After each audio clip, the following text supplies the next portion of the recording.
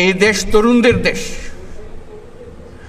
এখানে 18 কোটি মানুষের মধ্যে অর্ধেক মানুষ হলো 27 বছরের নিচে।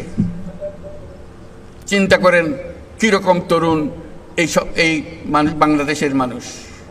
এটি আমাদের সম্পদ। সারা দুনিয়া অবাক বিশ্বে আমাদের দিকে তাকিয়ে আছে, কখন আমরা তাদেরকে সাহায্য করব ওই তরুণদের পাঠিয়ে।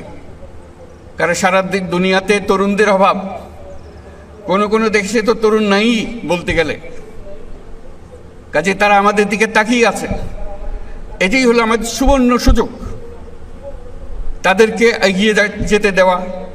তাদেরকে শুধু বাংলাদেশকে পরিবর্তন করে না, পৃথিবীকে পরিবর্তন করার সুযোগ তাদের কাছে এসছে। আমাদের কাছে দরখাস্ত আসছে, আমাদের কাছে এতজন পাঠান, আমাদের কাছে এতজন পাঠান, আমাদের কাছে যত পারেন পাঠান। এটা তো 2025 সালের কথা। 2026 সালে কি বলবে? 2027 সালে কি বলবে?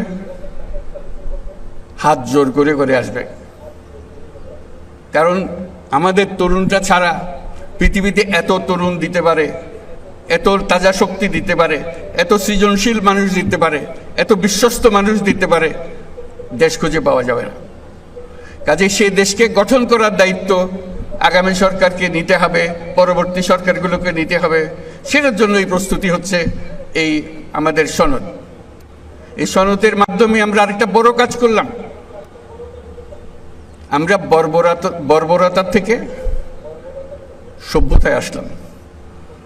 আমরা এক বর্বর জগতে ছিলাম, যেখানে আইন কানুন ছিল না, মানুষের ইচ্ছায় যা ইচ্ছা তা করতে পারত।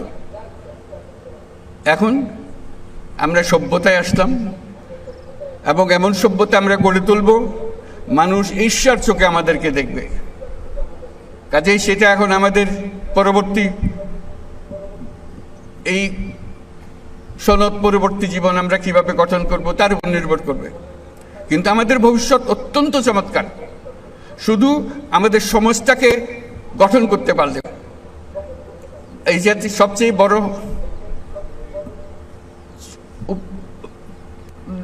কনক্লুশন যেটা এখান থেকে যেটা আমরা পেলাম, আজকে যেটা আমরা বুঝতে পারলাম, যে আমরা যদি একমত হই, যেভাবে আমরা হতে পেরেছি, অন্য সব কাজেও যদি আমরা একমত হই, এক পথে চলি, তাহলে আমাদের দেশ এটা অনন্য দেশে পরিণত হবে।